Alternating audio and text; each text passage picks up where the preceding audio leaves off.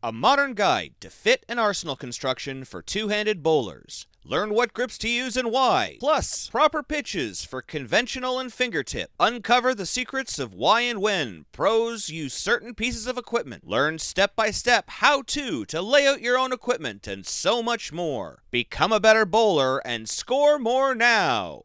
A modern guide to fit and arsenal construction for two-handed bowlers. Available June 1st, 2024 on Amazon and all major online retailers. Hey everybody, and welcome to another edition of Laneside Reviews. As always, I am the Bearded Beast, Rob Johnson, and today we are looking at the newest ball from Track, the Tundra Fire. Now you'll remember probably, about a year and a half ago, the original Tundra Fire, the red one, came out.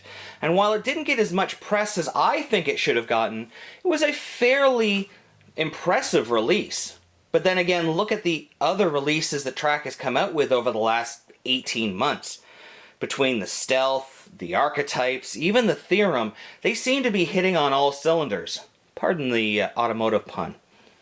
So when they decided that they wanted to bring the Tundra back into the line, especially for those PBA players, they went back and they revised the DR6 Pearl cover stock that had been on the original. They're now using, this fine-tuned version that not only makes it a little bit more responsive down lane, but it actually helps it have a little bit better continuation. Got a little bit more energy being used in a different place on the lane, so we're getting more performance exactly where we want it. Now, a lot of people don't understand when to throw this ball. Being a high RG ball, these are designed for when you absolutely need the ball to get down lane. So, like on the burn, or on very high friction lanes, when you have to make sure that the ball gets down lane through spotty conditions, but still has enough energy to see the large friction down lane and then make a motion and get through the pins. You're asking a lot. Well, they've combined that core, that high RG core that is harder to spin up, with a more responsive cover stock, which is going to give us more motion, more carry, more continuation down lane. Now, we wanted to make sure that this ball used every little bit that we could give it, so we went with our burn layout. So, as you can see here, we've gone with a 5-inch pin to pap. So this ball this is about the limits that we like to go to, especially for my type of game. If I go above 5 inches pin to pap, the ball tends to get a little too strong off the spot down lane, becomes a little more uncontrollable, at least for me. Now, I've also gone with a 6 3/4 inch mass bias to pap. That's going to give us a really continuous shape and be very controllable for us as we're trying to navigate high friction. Last, we went with just a 1-inch pin over line. That's going to give us a 1.5 inch pin to center of grip. So we already know that's going to be lower flaring. Now, for you dual angle guys, don't forget, we always take care of you. We've gone 85 degrees by 5 inches by 70, so we know that this ball is going to have serious length to it. It is definitely going to lay off until it gets down lane, but I'm expecting to see a huge change of direction when we finally get to that friction and it finally finishes transitioning. But rather than listening to me talk about it, why don't we take it laneside and see how it's stacked up? Alright, and we find ourselves down on the lanes with the resident two-hander for Laneside Reviews, the Bearded Beast. That's me. And we are looking at the Track Tundra Fight. Whoa. I think that left flames peeling off the gutter there. Look at that. This is the new Tundra Blue Fire.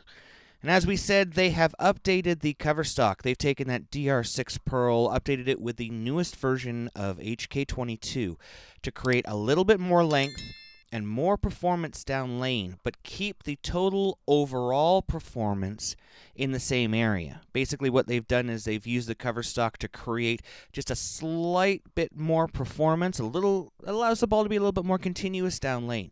And that's what you want for when you're playing on the burn. Now, as we said, this ball has a high RG, so it's harder to spin up. So even if it sees friction early or spotty friction, it's not going to suddenly jump and spin up and start hooking early. You can see how far down the lane that one got. It's going to be able to get down lane until it sees significant friction enough to allow it to slow down its speed and start spinning up the core more, so it can start to flare and, as you can see, hook like a bat out of heck. Yeah, this HK22 cover stock with this high RG has put a ridiculous amount of performance down lane once it is transitioned through. So a lot of you ask, why do you need a burn ball? Well, if you are on high friction lanes or you're playing on a tournament that may have more than 3 or 4 games, you're going to see, good Lord, look at that thing float down lane. You're going to see a large amount of friction be created by things like urethane or a lot of ball return. By having a lot of surface, you're going to see the lane get torn up a little bit more. Whoa! That's what happens coming out of a ball return. You always throw a bad shot or a commercial. So you're going to see a lot of that friction get built up because the lane's going to get depleted by all the surface, either by being pulled down by urethane or by the surface of the ball.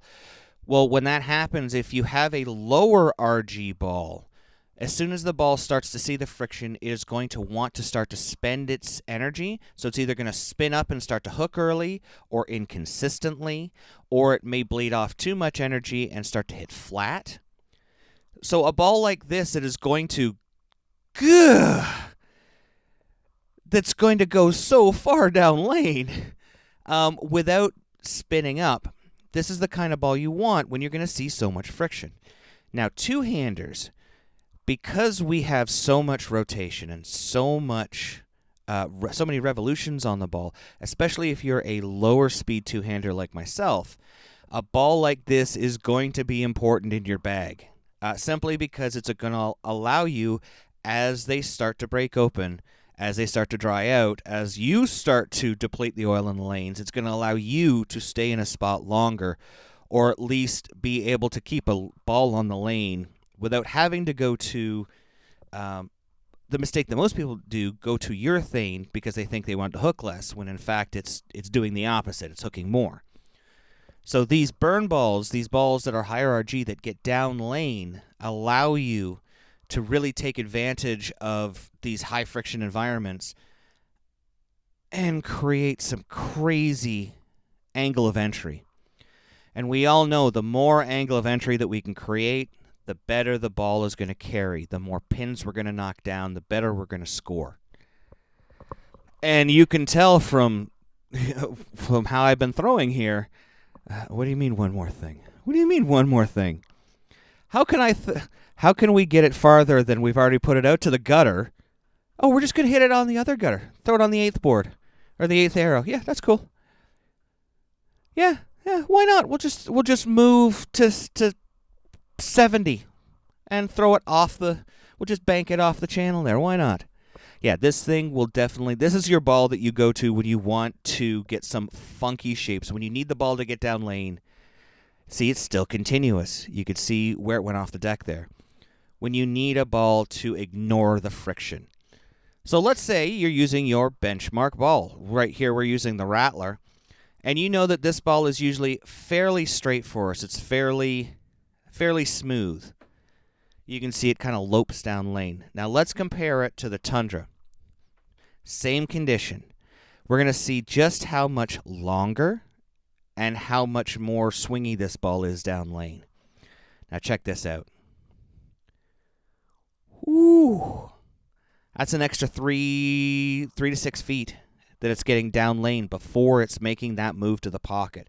You can see just how much cleaner it is. Now, the other thing I want you to watch here, it gets out towards the friction a lot faster than the Rattler as well. You can see the Rattler is in the oil much longer, where the Tundra is able to get out much closer to the dry without snapping off of it. Even though we are creating a very angular reaction down lane, here we are at the lane level, we're creating a very angular reaction. We're not seeing it snap off the friction. So one more time here, we're going to take a look here. We've got our rattler. And as we always say, every company has a ball like this, has similar core dynamics as a benchmark ball. And we want to show apples to apples to let you see. And look at that. You can see just how fast it is once it finally gets through all of that friction down lane. How it really changes direction, but how long it takes to change direction. And that is why we talk about lengths and distances. Rather than hook left to right, we talk about where it hooks on the lane. So we know as friction builds up where the ball is going to hook and what choices we need to make sure that the ball gets to the right part of the lane to be able to strike. So if you're looking for something for the burn, and I really recommend this for every tournament bowler, this Tundra Fire is going to burn up your competition. Thanks for watching. Don't forget to like and subscribe and turn on notifications so you never miss a show. So until next time, guys, we'll see you laneside.